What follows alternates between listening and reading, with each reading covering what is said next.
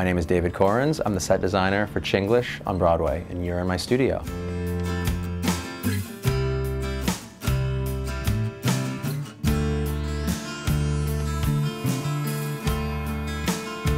Chinglish is a play about an American who goes to China to make a business deal, and it's all about watching a Westerner struggle desperately to communicate with people and an entire culture.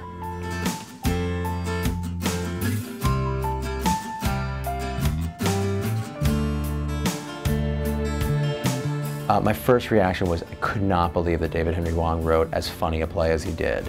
It's timely, it's so topical, it has a beautiful love story, and it is just like laugh out loud hysterical. I got started in the process of designing Chinglish by doing a lot of research, and it takes place in many different specific real locations, and I first started to think about what those things could look like and what kind of research would inspire me.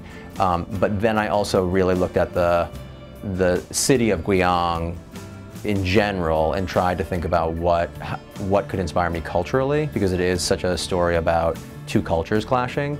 This is not one of the sexy coastal cities of China. This is not Shanghai. This is Guiyang, where no Westerners really travel. And that is in the show, and that is in the fiber of the show. And so we had to really, with our designing of it, hold back and say, this is not like the 2012, 2020 slick, forward-thinking place. This is like everything's a little old and shabby. There are many different sets in Chinglish. The play is bookended by a lecture that our lead character, Daniel, is giving in a Western hall. So he's giving a PowerPoint presentation. And then we go to the Minister of Culture, Tsai's office. We go to Tsai's home. We go to a hotel lobby and a hotel room.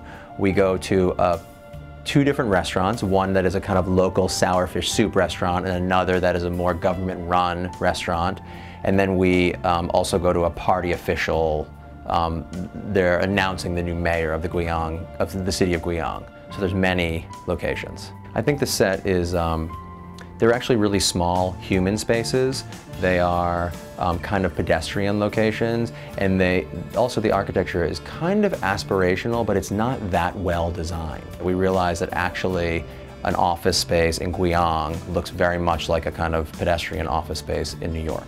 Whenever I start working on a show, I start with the ground plan, because it's all about how people move through space. And in this particular instance, I had to work on 8 or 9 different ground plans at once. So I kind of looked at each one of the boxes, each one of the sets as its own set of challenges, and tried to solve each one of those individually, infusing the research and using the research as inspiration. I also thought there was something about the kind of Chinese puzzle of it all, that they would rotate, a room would establish, it would flip around, and that there's something really fun and pleasurable about watching someone move through a space that is also rotating.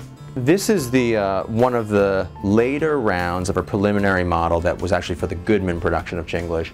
And as you can see, it's a double turntable set, so you sort of scroll through each one of the locations, and the same thing on this side of the stage.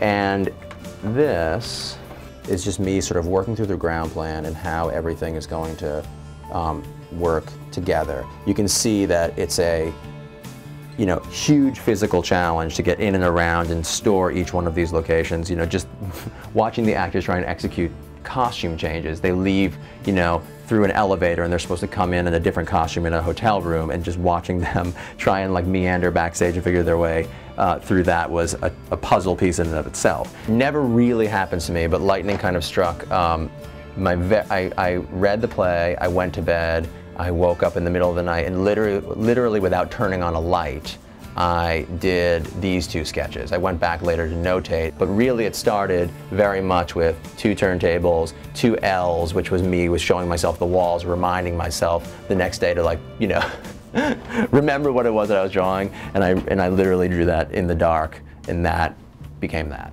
I think one of the pleasurable things about the design is that each one of the spaces is so kind of complete that when it rotates and you see a hotel room and then you see a hotel lobby and you think, oh, that's like a wonderful kind of cathartic revelation of space, and then you see another location and another and another and another, and I think part of the joy is watching them all unfold and each one being as complete and as specific as the next. It's such a specific set of challenges that it felt rare and exciting to be part of, and an honor. From the second I read it, that was kind of the greatest thing about it.